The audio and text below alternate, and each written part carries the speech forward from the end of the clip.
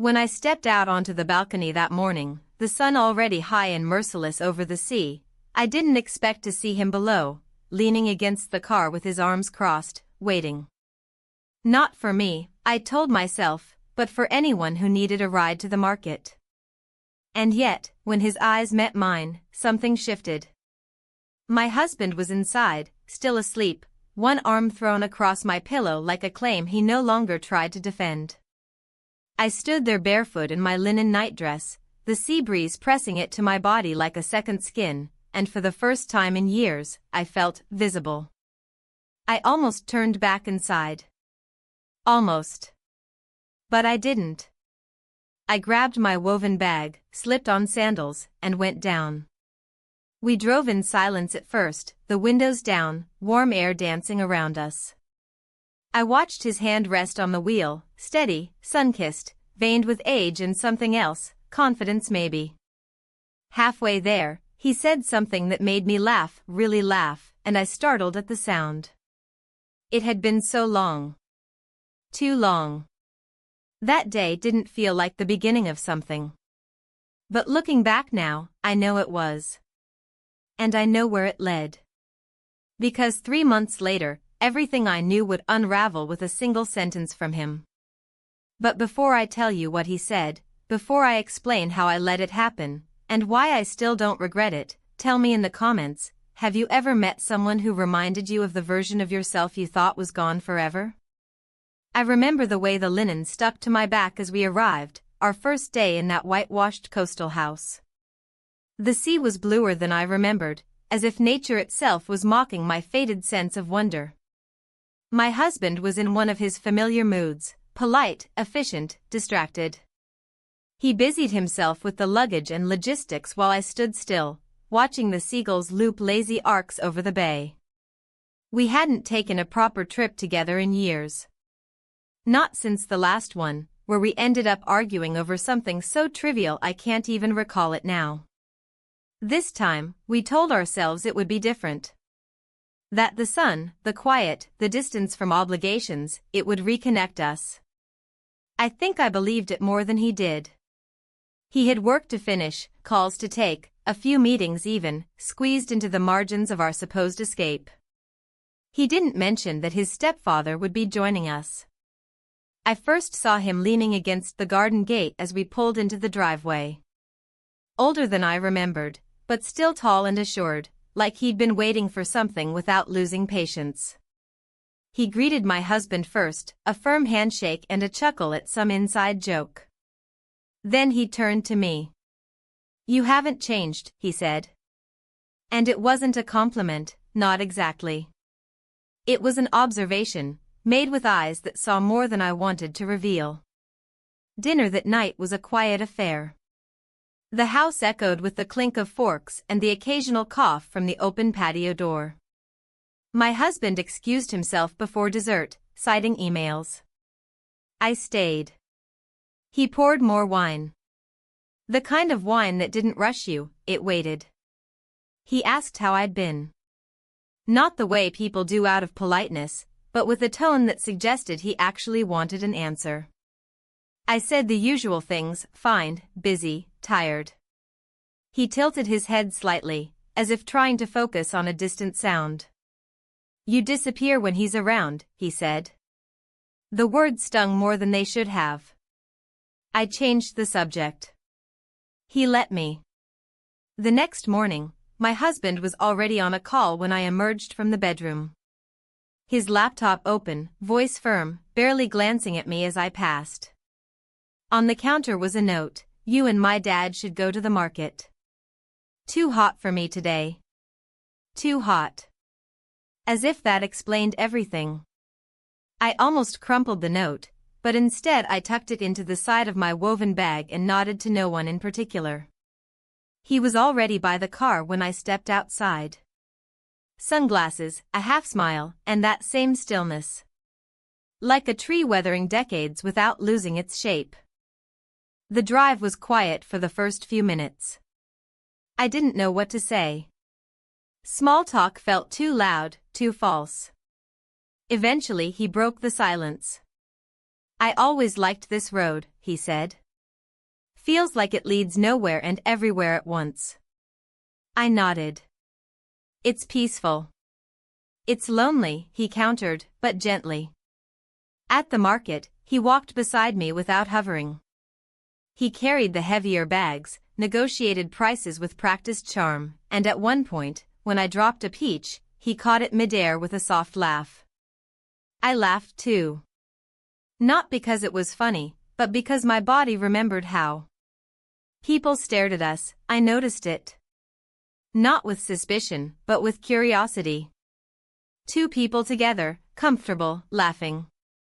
A man, a woman. Maybe lovers, maybe strangers. The ambiguity was intoxicating. On the drive back, he turned off the main road and parked at a lookout point. I recognized it vaguely from postcards, jagged rocks, waves crashing below, a view too perfect to be real. You've never been here, he asked. I shook my head. No time. He didn't reply. Just leaned on the hood of the car and looked out at the sea.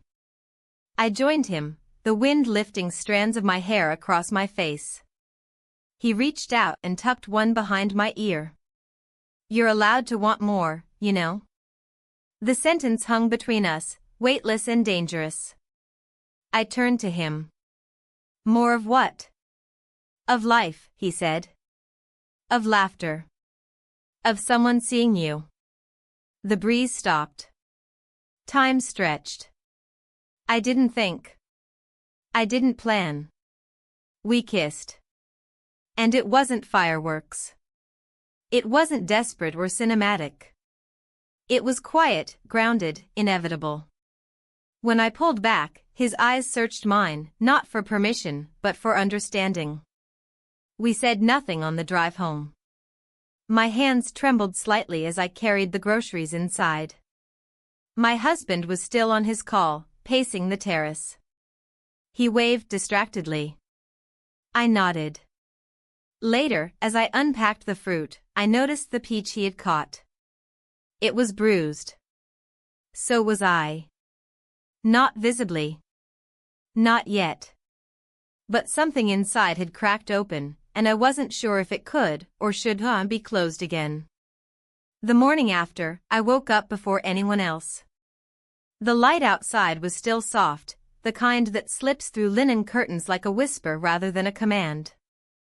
I sat on the edge of the bed for a while, watching the shadow of a branch sway gently on the floor tiles.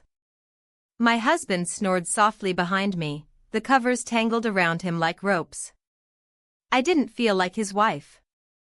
I didn't feel like anyone's wife.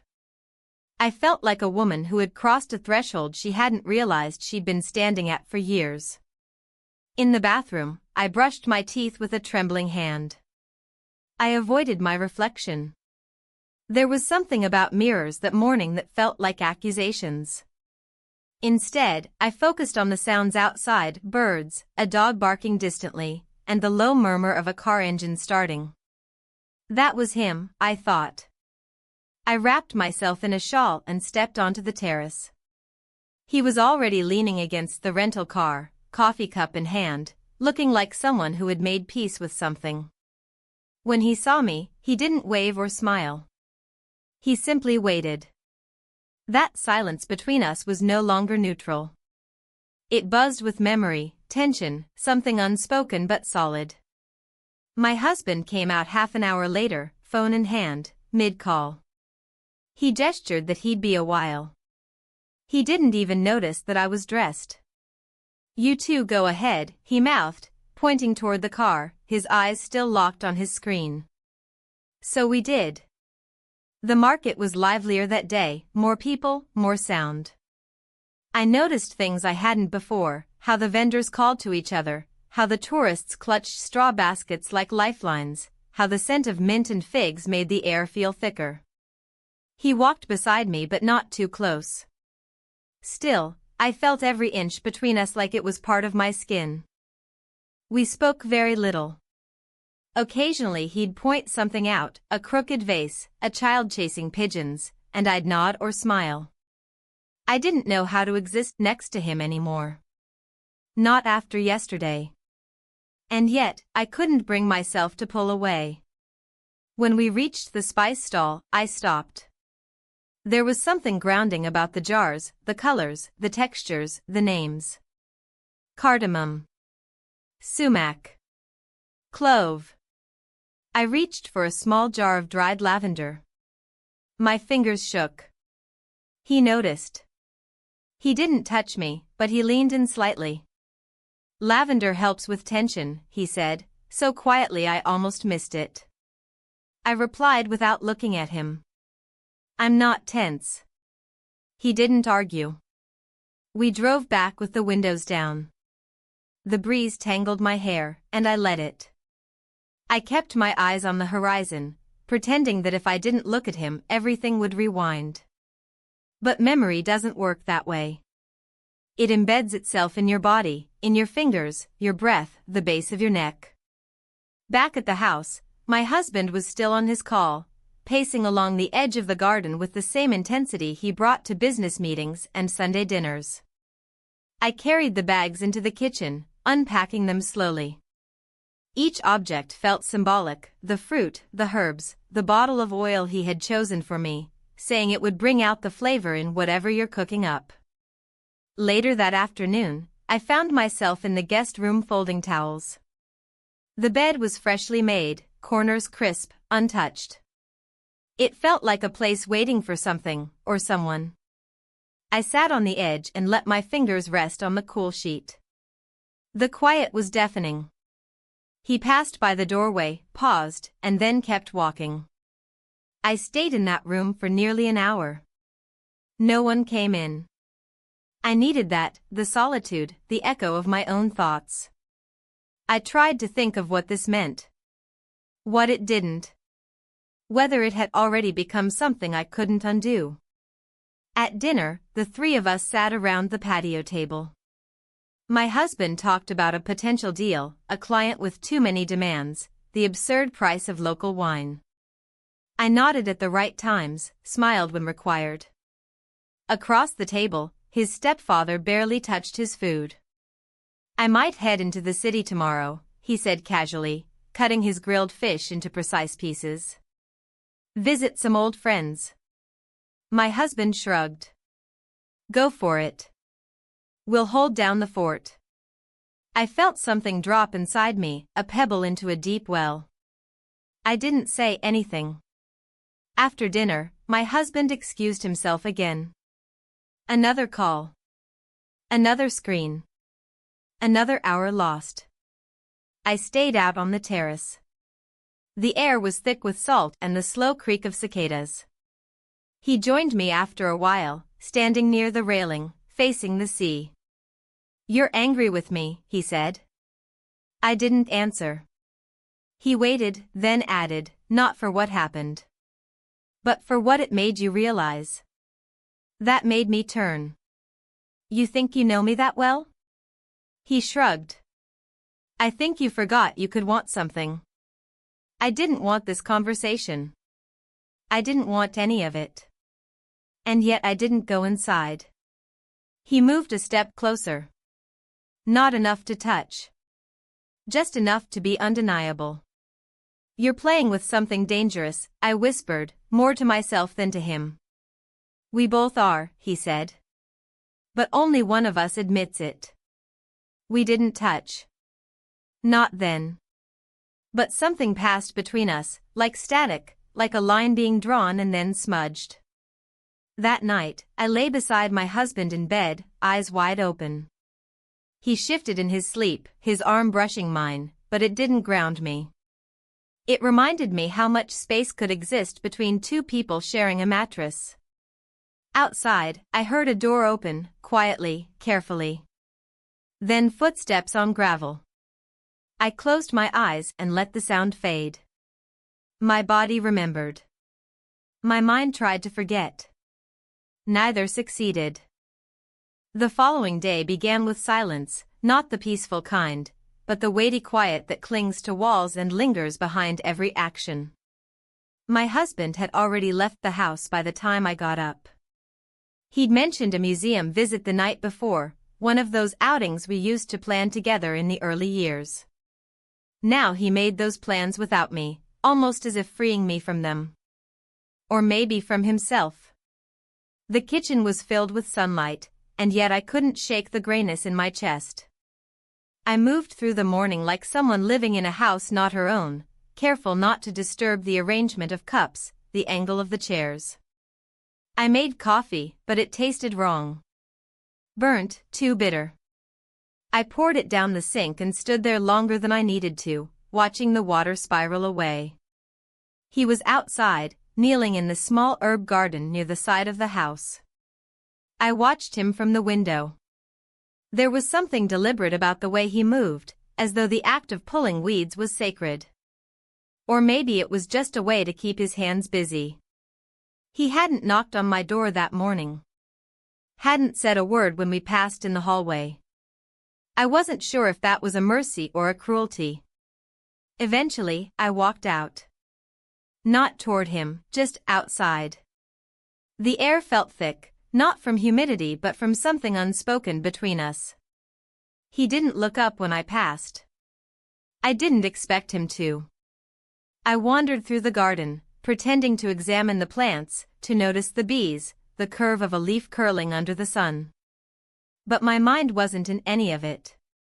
I kept circling back to the same thought: if nothing else ever happened between us again, would I be relieved? Or would I feel the absence like a hunger? Later, as I sat alone on the terrace, I noticed a shadow in the hallway through the open glass door. He was standing just far enough back to not be visible unless you were looking for him. His posture wasn't stiff. He wasn't hiding. He was watching. Not me directly, but the ocean beyond me, perhaps the entire coastline, perhaps nothing at all. I should have said something. Asked what he was thinking. Told him to leave. Told myself to leave. Instead, I remained still. The kind of stillness that isn't peaceful, but deliberate. I felt his presence retreat moments later, and with it, a thin thread of tension snapped. I exhaled. That evening, my husband returned with brochures and a bag of overpriced souvenirs, ceramic magnets, a postcard set, a tiny replica of a church neither of us had visited. He handed them to me like proof he had thought of me while he was gone. I smiled, accepted them, thanked him. All the correct gestures. Over dinner, I barely tasted the food. He talked about a gallery he'd seen, a local artist's installation made entirely of recycled driftwood. I asked a few questions, careful to sound engaged. But I was watching the shadows again, feeling their weight shift in the periphery. When he excused himself for yet another video call, I found myself drifting to the guest room. I didn't mean to go there. My legs carried me before my mind caught up. The door was open. The bed still made. The room tidy, untouched. I stood in the doorway for a long moment, then stepped inside. Everything felt suspended there, like a paused breath. I sat on the edge of the bed, just as I had the other day. My hand reached out automatically to touch the corner of the pillow. It felt cool. Detached. I wondered if he'd been in this room since. If he'd stood here like I was standing now, trying to understand what had changed. A faint knock at the doorframe pulled me from my thoughts. He stood there, not entering. Not speaking. His gaze held mine, unflinching, but not pressing. I cleared my throat. My husband's in a meeting. He nodded slowly. I know. We didn't speak for a while. The silence between us wasn't awkward, it was too full for that. It carried too much. He stepped back. I'm going for a walk, he said. If you'd like to join. It wasn't a suggestion. Not really. But it wasn't pressure either. I hesitated. Then stood, followed. We walked down the road behind the house, away from the ocean view and the perfect postcard scenery. This side of the town was less picturesque. Fewer tourists. More gravel. A crooked fence. Laundry lines. It felt more honest. He spoke first. "You've been quiet." "So have you." I didn't want to assume anything. Probably for the best. The air between us thickened again. We stopped at a bench beneath a dying fig tree. He sat. I remained standing. After a minute, I asked, "What are you really doing here?" He didn't look up. "Visiting old ghosts. Seeing if they still haunt me." "And do they?" He shrugged. "Some of them turned into mirrors." I didn't ask what he meant. I wasn't ready. As we walked back, the sun dipped behind the hills, turning everything gold. Shadows stretched across the road like they were reaching for something. Back at the house, I entered first. My husband was still on the call, earbuds in, gesturing as he paced. He gave me a distracted smile. I nodded, brushing past him toward the kitchen. Behind me, I felt the air shift as the door closed. Not loudly. Not sharply. Just, finally. That night, I couldn't sleep. I watched the ceiling change colors as headlights occasionally passed the road outside. My husband snored softly, facing the wall.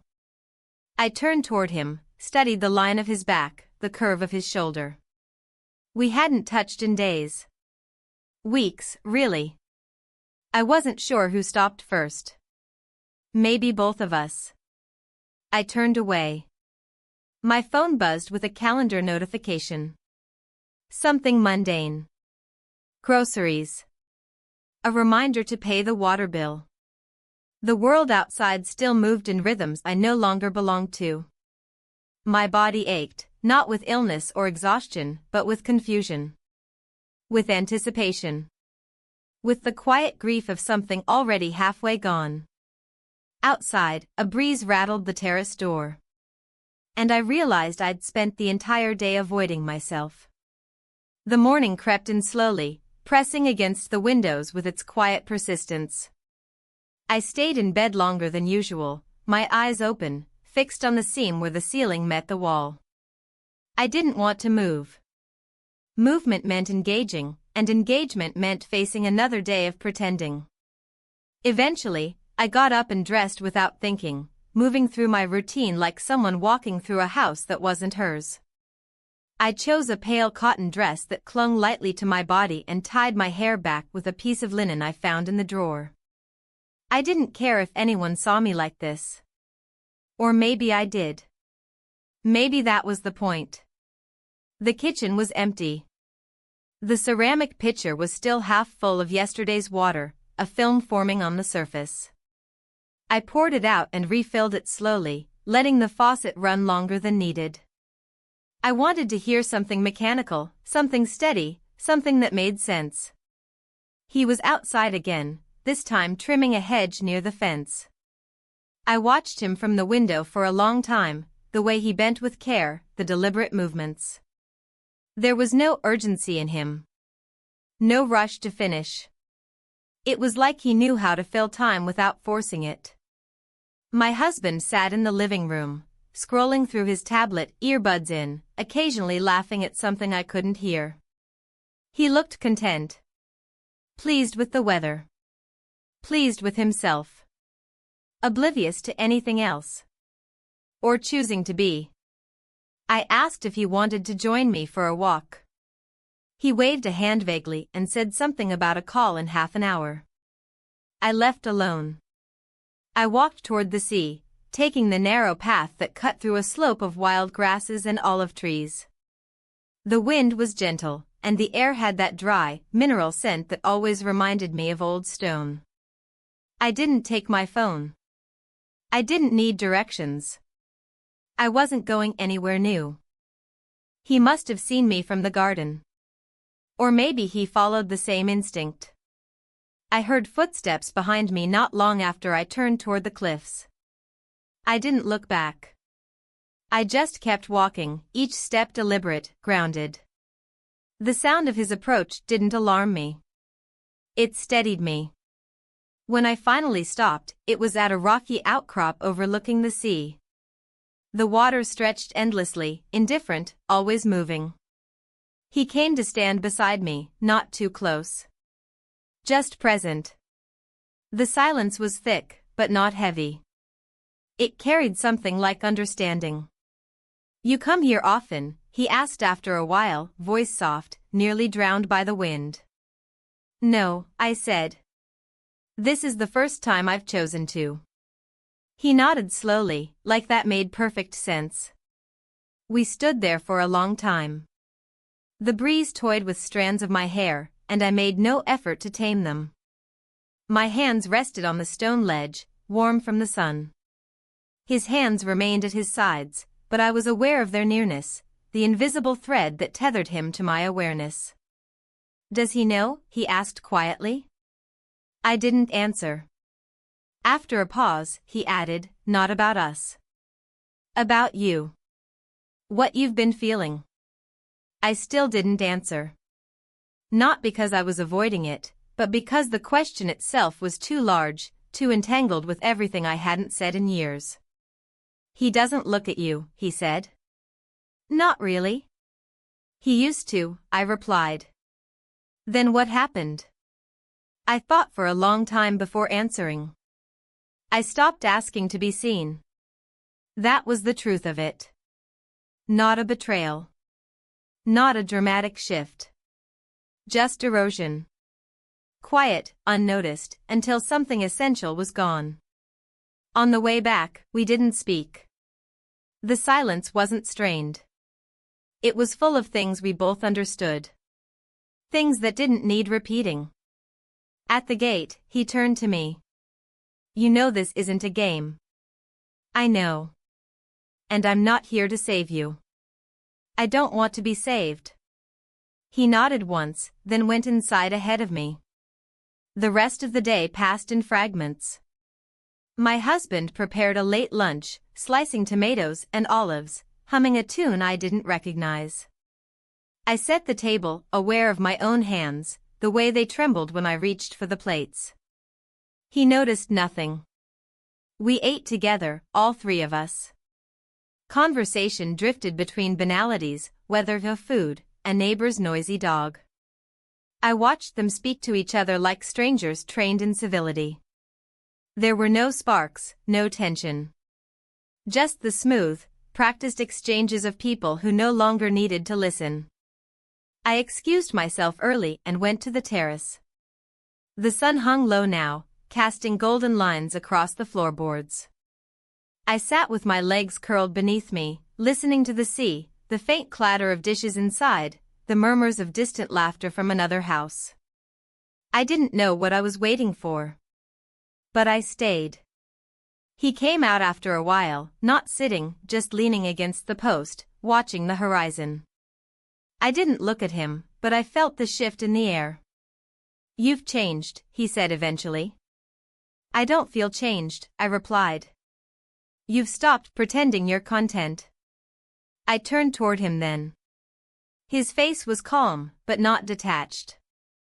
There was something almost weary in his eyes. "I'm not trying to ruin anything," he said. "I know. I just can't pretend either." Neither of us moved. There was no touch, no rush toward one another. Just that space, charged, suspended. When he finally left the terrace, I remained there until the light faded entirely. Later, as I lay in bed, I stared at the ceiling again. The cracks in the paint. The faint outline of a cobweb in the corner. My husband lay beside me, breathing evenly, arm across his chest like always. Safe. Predictable. And yet my thoughts were not with him. I felt something building inside me, not desire exactly, not guilt, but something heavier. Something that couldn't be ignored anymore. I wasn't waiting for a rescue. I wasn't dreaming of a new life. But I was done hiding from the one I had. The next day arrived like a whisper, no sudden sounds, no sharp light, just a gradual unfolding of time I wasn't ready to meet. I lay in bed longer than usual, not because I was tired, but because I couldn't quite face the version of myself that now lived inside this body. There was a weight pressing behind my ribs, not heavy, not painful, just present, like the awareness of a storm still too far to see. My husband had already left the house. I heard the front door close earlier, muffled by the pillow I pressed over my ear. When I finally got up and wandered into the kitchen, I found a note scribbled in his familiar, hurried handwriting, gone to pick up a few things in town. Back around 3. No kisses. No hearts. Not even a name. Just an errand. I stood there for a while, letting the quiet curl around me like smoke. I made coffee and didn't drink it. I washed a plate that wasn't dirty. I opened the window above the sink and watched a cat cross the low wall outside. Still, I felt nothing.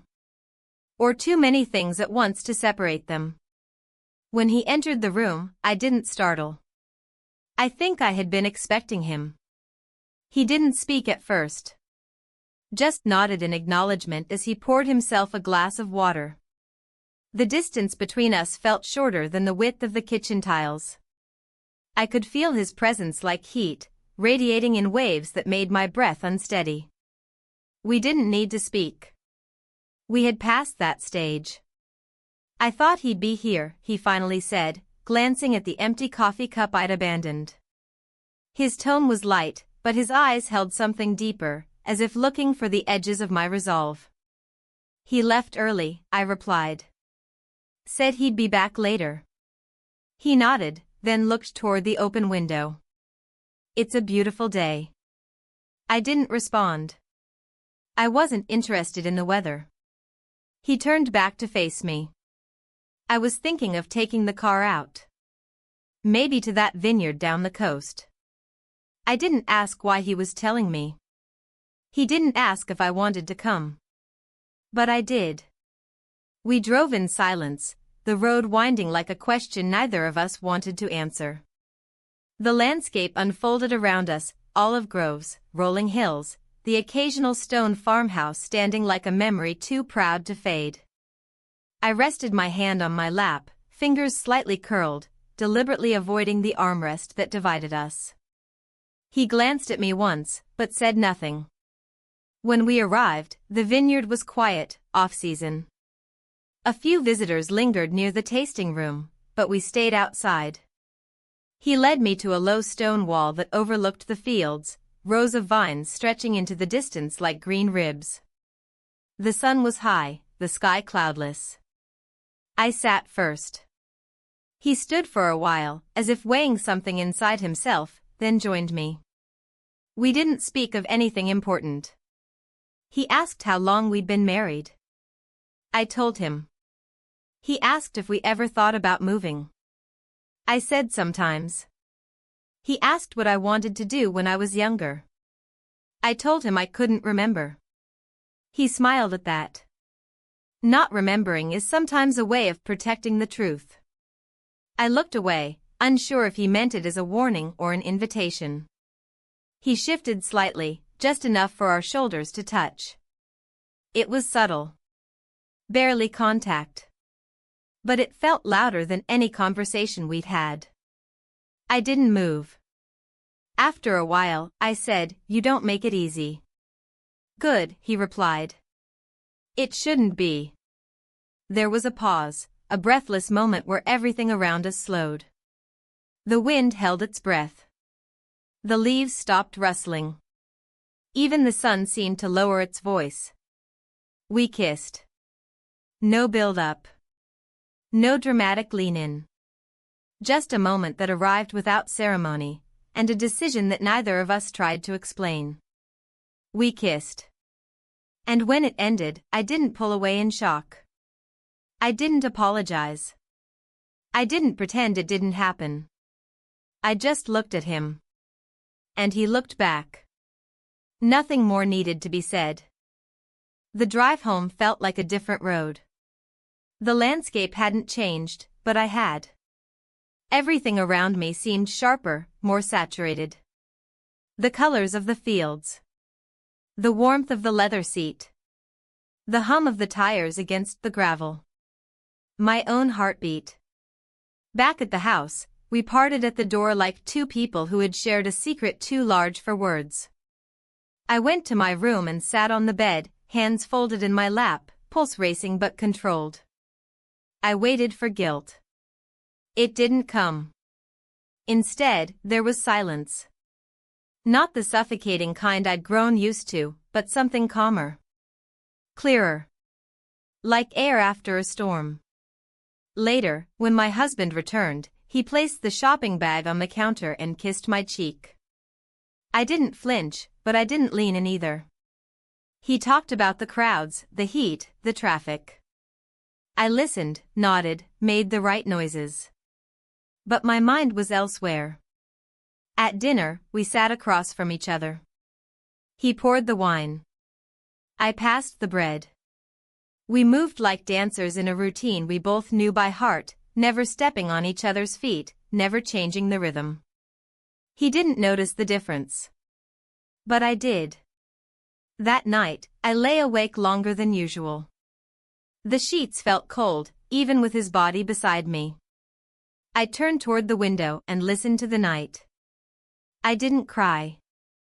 I didn't smile. I just lay there, knowing something had shifted. And there would be no turning back. The day began without urgency, as if it knew what was coming and wanted to delay it. I moved slowly through the morning, each action weighted with a new kind of awareness. I wasn't nervous or fearful, just still. A stillness that came after momentum, like standing at the crest of a hill you know you're about to descend. My husband was busy again, this time with a video call scheduled to last most of the afternoon. He sat on the patio with his laptop, earbuds in, animatedly gesturing at the screen. I watched him for a moment from the kitchen window. He looked like a man performing his own life, confident, composed, slightly bored. He didn't see me watching. He rarely did anymore. I retreated to the quiet of the guest room. The room had become something else to me, not just a spare space but a kind of echo chamber where my thoughts spoke louder, more clearly. I opened the window to let the air in. The breeze carried the scent of rosemary and sea salt, grounding me in this place, in this moment. When I heard his footsteps on the tile hallway, I didn't turn. He didn't speak. I felt him pause in the doorway behind me, and still I didn't move. "I need to leave soon," he said finally. I nodded, though he couldn't see it. "You mentioned that." He stepped inside. His presence filled the small room without effort. I could feel the tension building in the silence, not from discomfort, but from recognition. We had reached the point beyond ambiguity. "I thought I had more time," he said. "But I can't stay much longer." I turned to face him. "Why not?" He looked down at his hands, then back at me. "Because if I do, I'll make this harder for you. And maybe for myself too." It was the first time I saw hesitation in him. Not weakness, not doubt, just the struggle of a man trying to hold two truths at once. I sat on the edge of the bed, my hands resting in my lap. He didn't sit. He leaned against the windowsill, eyes searching mine. "I wasn't supposed to feel anything," he said. Neither was I. We stayed in that space, suspended between acknowledgement and denial. The sunlight moved across the floor, slow and deliberate. Outside, a bird called once, then was silent. "I haven't been touched in months," I said. The words came out quiet but steady. He didn't react. "Not just physically," I continued. "I mean really touched. Looked at. Seen." He nodded. "I know." I stood up then, closing the small distance between us. Not to reach for him. Just to exist fully in the same space. He looked tired. Not physically, but in that way people look when they've been carrying something too fragile for too long. "I'm not asking you to fix anything," I said. "I know." I'm not even asking for more. He met my eyes. Then what are you asking for? I didn't answer. Because I wasn't sure myself. He left the room first, and I stayed behind, letting the silence swell around me. I wasn't ready to name what was happening. But I was done pretending it wasn't real. Later, we crossed paths in the hallway. My husband still outside, talking business. I brushed past him, our arms barely touching, but the sensation lingered like a bruise beneath the skin. He didn't speak, but his eyes followed me. That evening, the three of us had dinner together again. The conversation was light, almost cheerful. My husband seemed more animated than usual, recounting a story about a broken espresso machine at a shop in town. I laughed when I was supposed to, made the right comments, passed the salt when asked. He didn't speak much. Just listened, occasionally nodding, sipping his wine. But his eyes never strayed too far from mine. After dinner, my husband suggested we watch a movie. I declined, claiming a headache. He didn't press, just kissed my temple and settled in with a beer and the remote. I went upstairs, sat on the balcony off the guest room. The air was cooler now, the horizon bleeding into dusk. I wrapped a blanket around my shoulders and let the quiet settle deep into my chest. He joined me not long after. No words. Just the scrape of the chair as he pulled it closer. We sat like that for a long time, not touching, not talking, just existing side by side in the calm before something unnamed. Finally, he spoke. I leave tomorrow. I know. I don't know if I'll see you again. I nodded. Neither do I.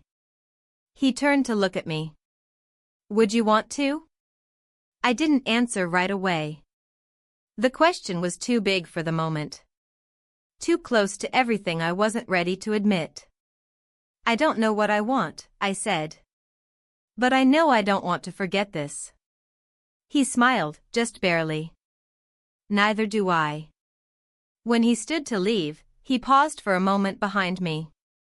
I felt his hand brush the back of the chair, then nothing.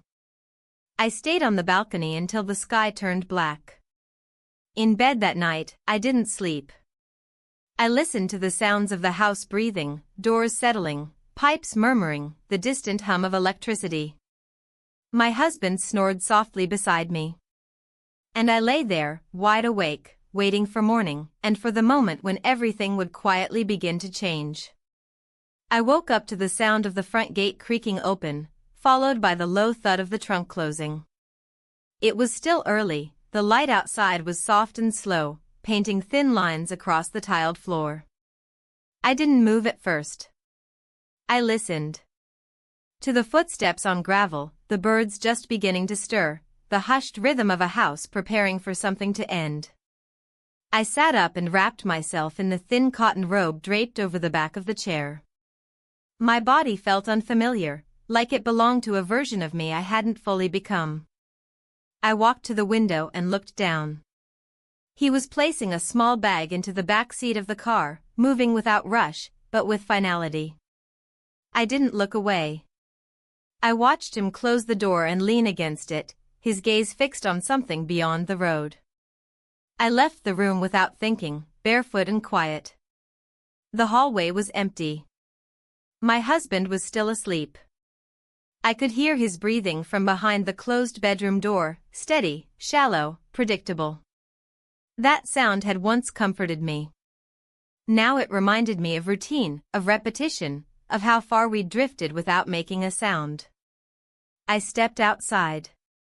The air was cool and damp, heavy with early mist. He turned when he heard the door, his expression unreadable. We didn't speak. Words would have been too clumsy, too late. Instead, I walked down the steps and stood in front of him, close but not touching. He looked at me like he was memorizing something. I'm leaving after breakfast, he said. I nodded. I know. There was a pause, long enough to feel like a decision. Come with me, he said. I didn't expect it. Not now. Not like this. I looked away, toward the trees lining the road.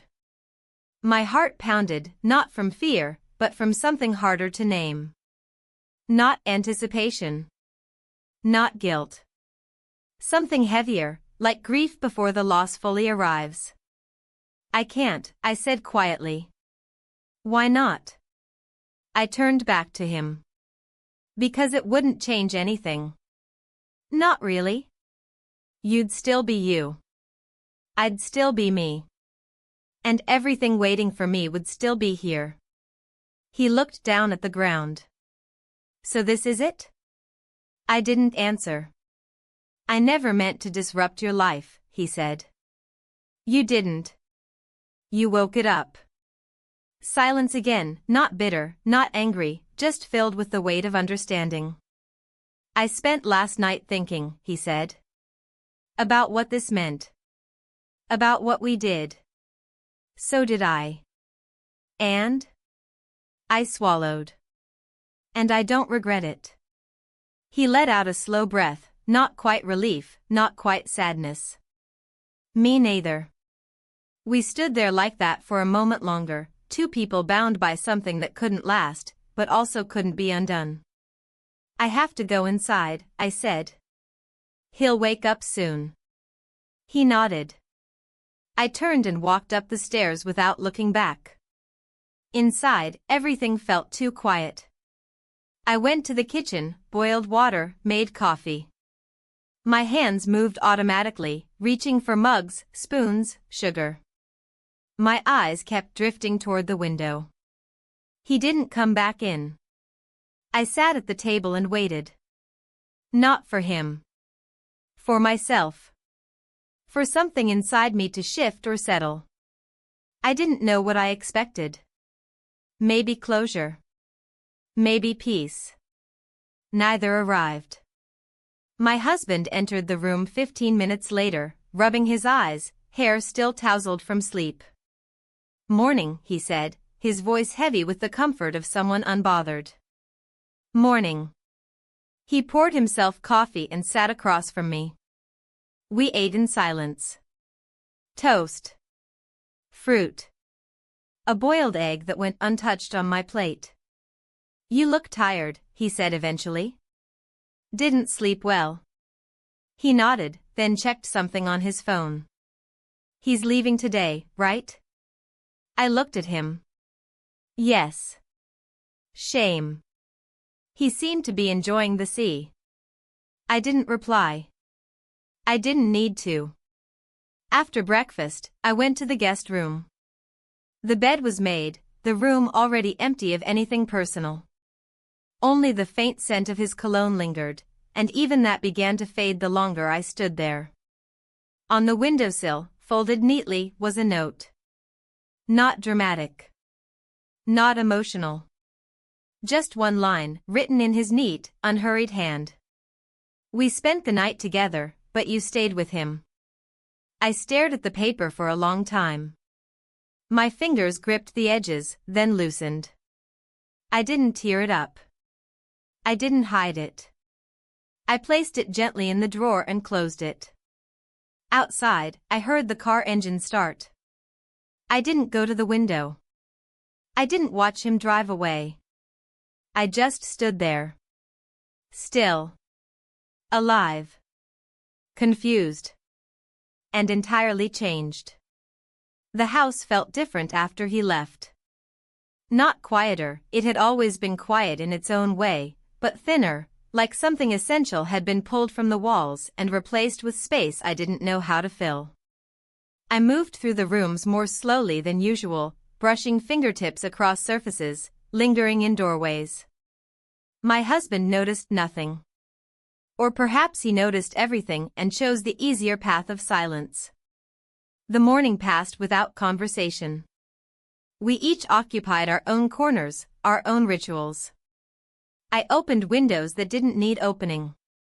He scrolled through emails, occasionally mumbling something under his breath about poor reception or missed messages. The weight of his voice irritated me more than it should have.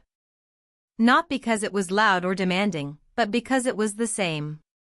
Always the same. At lunchtime, he asked if I wanted to walk into the village later. I said yes, even though I didn't. He seemed surprised, as if expecting me to refuse, but he didn't question it. Maybe he thought a change of scenery would lift my mood. Or his. The walk was uneventful. The streets were busier than usual, tourists with cameras slung around their necks and children darting between tables. We sat at a cafe near the fountain, the same one we'd visited on our first day. He ordered 2 lemonades.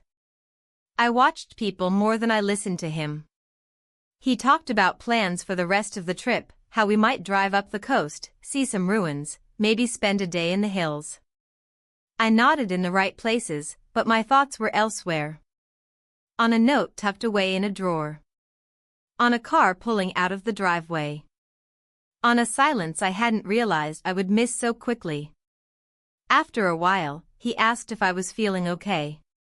I said I was tired. He nodded, not pressing further. He wasn't the type to demand answers. That used to comfort me. Now it felt like abandonment in disguise. When we returned home, I went upstairs and lay on the bed, fully clothed, staring at the ceiling. The pattern of cracks there had started to become familiar. I could trace them with my eyes, like a map of places I'd never been.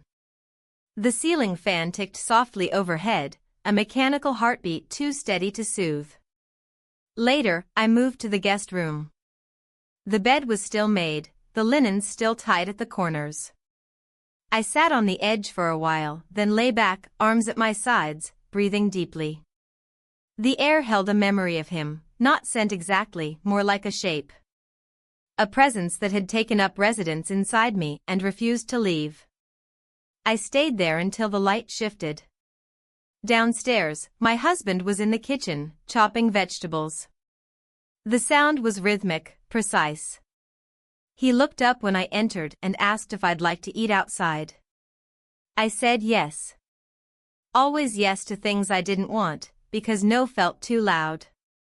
We dined on the terrace, the table set for 2 again. He poured wine and commented on the sky, how it was clearer than it had been all week. I looked up, and he was right. The stars had started to appear, soft and patient. I wondered how many nights I'd missed them. During dinner, he reached across the table and touched my hand. Not possessively. Not passionately. Just a touch. Gentle. Testing. I feel like you've been somewhere else lately, he said. I looked at him, and for a moment, I almost confessed. Almost told him everything, or nothing, which sometimes felt the same. But I didn't. Instead, I said, it's been a strange few days. He nodded. I can tell. He didn't ask for more. And I didn't offer. That night, I stood in the bathroom longer than usual, brushing my hair, watching my reflection change with every stroke. I didn't look different, but something inside me no longer aligned with the face in the mirror. I tried to smile, just to see if I could. It looked wrong. Back in bed, he lay on his side, already drifting into sleep. I joined him, turning off the light, pulling the blanket up to my chest. I lay flat, staring into the dark. He reached for me in his sleep, a habit more than a gesture. His arm settled around my waist, and for a moment I let it stay. The warmth was familiar. His breath against my shoulder was steady. But it didn't reach me. Not in the way I needed. Eventually, I shifted slightly, enough for him to roll back onto his own side without waking. I stared at the ceiling again, but it no longer felt like a map. It felt like a cage. The hours passed slowly. I didn't cry. I didn't speak. I just listened to the ticking of the fan and wondered what part of me had changed the most, the part that kissed him, or the part that didn't leave with him. And whether the version of me that stayed behind was someone I even recognized anymore. The following morning, I awoke to the sound of birds outside the window. Their songs felt too cheerful, too insistent, like they hadn't been informed that something had gone missing. I stayed in bed longer than usual, pretending I was still asleep, even as the sun crept across the sheets and warmed the space beside me. My husband had already gotten up. I could hear the soft clinking of plates in the kitchen, the low hum of the kettle, his footsteps, purposeful, habitual. I sat up slowly, feeling the stiffness in my limbs, the dull ache of something unspoken still pressing behind my ribs. The air in the room felt still, untouched, as though it hadn't moved since the night before. I pressed my hand against my chest for a moment, not to soothe anything, but simply to remind myself I was still here. Downstairs, the scent of coffee greeted me. He turned when I entered, already dressed, holding a folded newspaper in one hand. He smiled, the kind of smile that doesn't quite reach the eyes but carries enough weight to pass as real. "Morning," he said. I echoed the word. It was all I could manage. He poured me a cup and slid it across the counter. The gesture was smooth, practiced. There was comfort in the familiarity of it, but also a strange sort of sadness, how much of our life had been reduced to movements repeated without thought. We sat at the table and ate in near silence. He read part of the front page aloud, something about local elections. I nodded, though I wasn't listening. I stared at my toast, untouched, growing cold on the plate. Eventually, I excused myself, said I needed to walk into town. He didn't question it. Just reminded me to take a hat. The sun was strong today. The road into the village felt longer than usual. Or maybe I was just slower. I passed the familiar trees, the uneven stone walls, the shuttered shops still waiting to open. I noticed small things, a missing tile on a roof, a cat sleeping beneath a bench, a basket left outside a door filled with overripe lemons. Everything looked the same. I was the one who didn't fit. When I reached the small grocery store at the edge of the square, I went inside, not because I needed anything, but because it gave me a reason to keep moving. I picked up a few items at random: bread, a small jar of jam, a bar of dark chocolate. I stood in line behind a woman and her daughter. They spoke softly in Italian, the child pointing at sweets near the counter, the mother gently shaking her head. When it was my turn, the cashier greeted me kindly, as she always did. I responded with a smile that felt too large. She asked about my stay, if we were enjoying the weather. I said we were. I didn't mention that we were one person fewer now, or that I hadn't slept through the 9 days. On the walk back, I took the long way, past the vineyards, the fields beginning to turn gold at the edges. The sky above was a deep, unbroken blue. It looked clean, new. I felt like an intrusion beneath it. When I returned home, the house was quiet again. My husband was in the living room, laptop open, a spreadsheet glowing on the screen. He looked up and asked if I got everything I needed. I said yes, placing the bag on the counter. "I was thinking," he said, closing his computer, "maybe we should go away this weekend. Just the two of us. Somewhere quiet." I froze for a moment. Isn't this already somewhere quiet? He laughed, but it was hollow. You know what I mean. A change of scenery. A different rhythm. Just us. I leaned against the counter, hands resting beside the grocery bag. "Do you think that would help?" He hesitated. "I don't know. But maybe." I nodded, not committing. He seemed satisfied with that. In the afternoon, I wandered the garden, snipping lavender to dry, checking the soil in the herb pots. My hands moved automatically, but my mind was elsewhere. I kept seeing his handwriting in my memory, that final note. "We spent the night together, but you stayed with him." I wondered if he had meant it as a judgment or simply a fact. Maybe both. The day passed like water, slow, without edges. I folded towels, rearranged a drawer, organized a shelf that didn't need organizing. I watched the light change through the windows. I listened for footsteps that would never come again. At dinner, my husband grilled fish and opened a bottle of white wine we'd been saving. He talked more than usual about plans, projects, maybe extending the trip. I responded where necessary, but inside I felt like I was watching us from another room, a room without windows, where sound arrived muffled and slow. After the meal, we sat on the terrace as the sky faded. He reached for my hand. I let him hold it. His fingers were warm, steady. I watched the horizon, where the last sliver of sun dipped below the hills.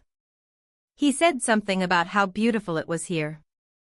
How lucky we were. I agreed. But I wasn't looking at the view. I was trying to remember the last time I felt like I belonged to myself. That night, I didn't go straight to bed. I sat in the guest room for a while, the drawer still closed with the note inside. I didn't take it out. I didn't need to. I had memorized it.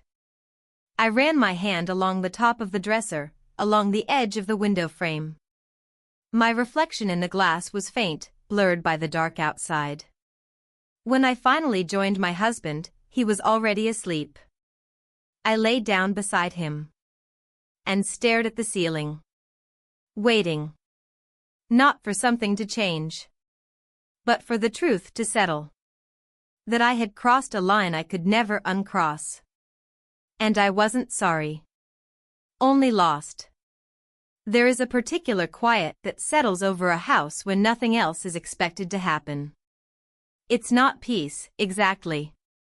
It's more like the silence after a storm, when the sky is clear but everything below it is changed, branches bent, earth turned up, the air left smelling faintly of something lost. I moved through the rooms that morning with a careful slowness, taking in details I had ignored before, the way the sunlight shifted on the walls, the faint ring left by a water glass on the table, the pair of shoes by the door that I hadn't worn in weeks. There was a sense of inventory in my movements, as if counting the pieces of my life might help me understand which ones no longer fit. My husband suggested we drive to a nearby village for lunch. I agreed. The car ride was mostly silent.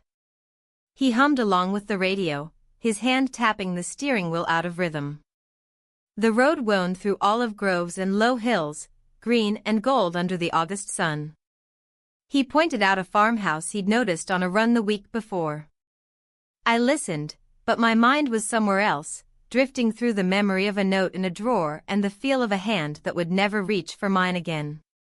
The restaurant was small and bright, overlooking a square with an ancient fountain and a few stray cats lounging in the shade. We sat at a table outside. The waiter brought bread and olives, poured sparkling water into thick glasses. My husband talked about future plans, dinners with friends when we returned, repairs to the roof, a new book he'd started reading. I tried to match his energy, responding when appropriate, smiling at the right moments, but it all felt like pantomime. At one point, he reached across the table and squeezed my hand. His thumb traced a small circle on my skin, a gesture that once would have been enough to anchor me. Now, it only reminded me of how far I had drifted. He looked at me and said, "We're lucky, you know. Not everyone gets a life like this." I nodded, and for a moment I wanted to believe him, to step back into the certainty I'd abandoned. But I couldn't. I had seen myself too clearly to pretend again. On the drive home, the sky clouded over. A few drops of rain spattered the windshield, quick and light, gone before we left the valley. We didn't speak. There was no argument, no accusation, just the weight of everything unsaid settling between us like another passenger. Back at the house, I wandered through each room with the strange impulse to preserve everything exactly as it was. I folded towels, smoothed the cover on the guest bed, set the breakfast dishes to soak. I opened the drawer and looked at the note one last time. I didn't touch it. I only needed to see it to remember how it felt to be alive in a way I could never explain. In the evening, my husband suggested a walk before dinner. We moved together down the familiar path toward the cliffs, the air cooler now, the first stars showing in the bruised light. He talked about the trip ending soon, how he felt refreshed, hopeful for a new beginning. I listened, holding my own hope in secret, not for a new beginning, but for the strength to accept what couldn't be undone. We stood at the edge of the cliff and watched the sea move below us, dark and restless. He put his arm around my shoulder and pulled me close. I let him. I even leaned in, letting my head rest against him, eyes closed to the world. For a moment, I tried to imagine what he saw when he looked at me, whether it was the woman he'd married, or the woman I had become, or someone in between. I wondered if he could sense the fault lines inside me, the places where something had cracked and let in the light. We walked back slowly, our shadows stretching ahead of us on the road. Back at the house, I set the table for dinner, lit a single candle, and filled our glasses with the last of the wine. The meal passed quietly, gently, like an echo of all the meals we'd shared before. Later, alone in the bathroom, I sat on the edge of the tub and stared at the pattern of tiles on the floor. I thought of the days behind me, and of the days to come, and of how sometimes the smallest choices become the boundaries of entire lives. Before bed, I stood at the window and looked out at the garden, the lavender swaying in the dark. The air smelled of salt and rain and memory. I let myself remember, not just the man who had gone, but the woman I had been in his company. The version of myself I'd thought was lost forever. When I joined my husband, he was already asleep. I slid into bed beside him, careful not to disturb his breathing, careful not to let my own thoughts spill over into the quiet. I lay awake for a long time, listening to the house settle, the night folding in on itself. I felt neither regret nor relief, only the hush of acceptance, as gentle and absolute as the darkness itself. I knew I would not forget. I knew I would not tell. This was how my story changed, not with an explosion, not with a confession, but with a silent, irrevocable shift, the kind that remakes the landscape without anyone noticing but you. And if anyone ever asked, I would say only this: I lived. I changed. And I learned the cost of wanting to feel alive.